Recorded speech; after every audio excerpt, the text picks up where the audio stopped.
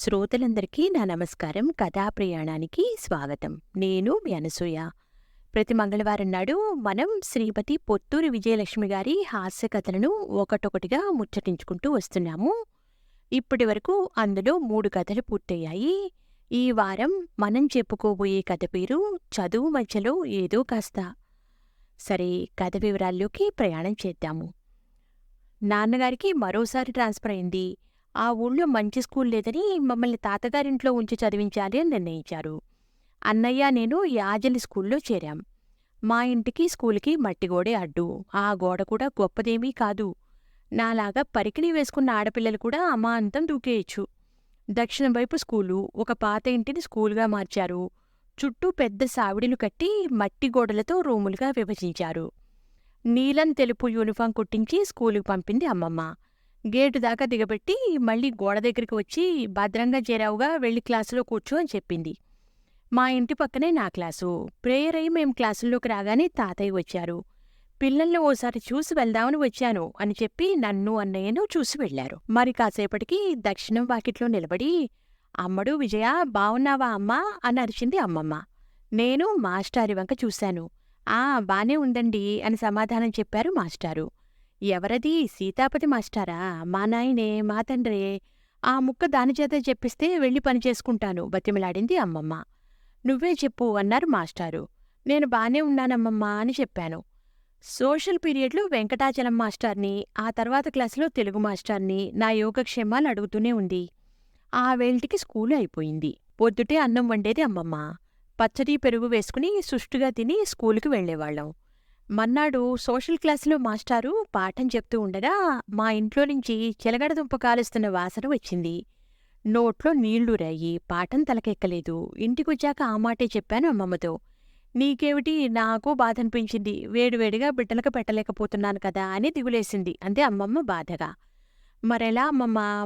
మన కష్టాలు తీరే దారే లేదా అన్నా. నీ బుర్ర పాదరసం, నువ్వే ఏదో మార్గం చూడు అంది అమ్మమ్మ. ఆవిడికి నా మీద అంత నమ్మకం ఉన్నప్పుడు మరి ఏదో ఉపాయం ఆలోచించాలి కదా. సరే చూద్దాంలే అని హామీ ఇచ్చాను. మన్నాడు వేరుశనక్కాయలు వేయిస్తున్న వాసన రాగానే నిలబడి, సార్ గొంతెండిపోతుంది, మా ఇంటికెళ్ళి మంచినీళ్ళు తాగి వస్తాను అన్నాను. ఇంటికెందుకమ్మా, స్కూల్లో కుండల్లో ఉన్నాయిగా అన్నారు మాస్టారు. ఆ మూల కుండ దగ్గరికి వెళ్లేలోగా ఇటు మా ఇంటికి వెళ్ళి మళ్లీ వచ్చేయచ్చు అన్నాను వినయంగా. సరే వెళ్ళు అన్న ఆయన మాట నోట్లో ఉండగానే గోడ దూకి ఇంట్లోకి వెళ్ళి శనక్కాయలు తిని మంచినీళ్ళు తాగి స్కూలుకి వచ్చేశాను.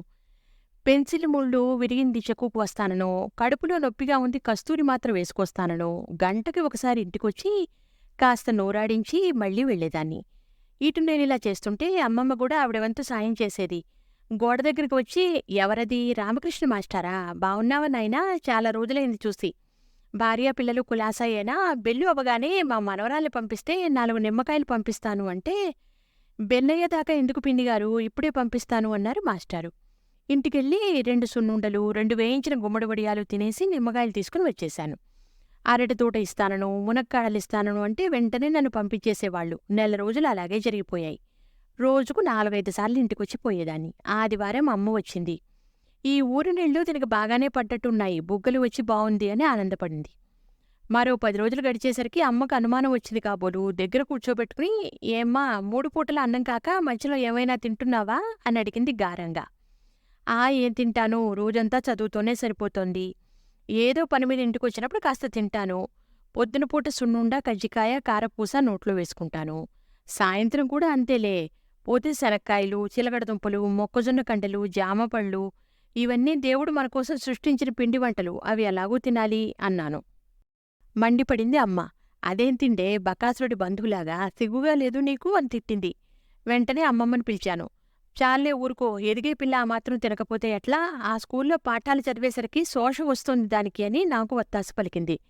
శోష కాదు, పూటుగా తిని భుక్తాయాసంతో నిద్ర వస్తోంది దానికి. రేపటినుంచి మధ్యలో ఇంటికొచ్చినట్టు తెలిసిందో కాళ్ళు విరగ్గొడతా అంది అమ్మ. చాలే, ఏమిటా మాటలు? తల్లి దిష్టి తప్పకుండా తగులుతుందంటారు. నీ చేత్తోనే కాస్త ఉప్పు దిగదొడిచి పారేయ్ అంది అమ్మమ్మ. అది కాదమ్మా, స్కూల్లో పాఠాలు కష్టంగా ఉన్నాయి, ఆ మాత్రం తినకపోతే నీరసం వస్తుంది నాకు అన్నాను. పాఠాలు కష్టంగా ఉంటే కష్టపడి చదువుకోవాలి, అంతేగాని గంటకోసారి చిరుతిళ్ళు తింటుంటే వస్తాయా పాఠాలు? నీ బులిబుచ్చికపు కబుర్లన్నీ నా దగ్గర సాగవు అని గట్టిగా చెప్పింది. అంతేగాదు ఓసారి స్కూలుకు వెళ్తే మధ్యలో రాకుండా చూడమని తాతయ్యతో చెప్పింది. దాంతో నా రాకపోకలు బందయ్యాయి. అంత మాత్రాన మేమెందుకు ఊరుకుంటాం? మన్నాడు పొద్దున ఇన్ని చిరుతిళ్ళు కాగితంలో కట్టి ఇచ్చింది అమ్మమ్మ. అవి పుస్తకాల సంచిలో పెట్టుకుని పెద్ద మరచెంబుతో నీళ్లు తీసుకుని స్కూలుకు వెళ్ళాను. ఏమిటమ్మా ఇది, యాత్రలకు వెళ్తున్నట్టు ఈ మరచెంబెందుకు అని అడిగారు మాస్టారు. స్వవిషయాలు పరాయి వాళ్ళకేం చెప్తాం, అందుకే నాకు మామూలుగా ఇల్లు పడవు, కాచి చల్లార్చి తెచ్చుకుంటాను అని చెప్పేశాను. ఏం చేస్తాం మరి, శతకోటి దరిద్రాలకు అనంతకోటి ఉపాయాలు. విన్నారుగా ఈ పొత్తూరి విజయలక్ష్మి గారి చదువు మధ్యలో ఏదో కాస్త అనే సరదా ముచ్చటని. వచ్చే వారం ఇటువంటిదే మరో హాస్యమైన కథతో మీ ముందుంటాను. అంతవరకు సెలవు, నమస్కారం, ఉంటాను.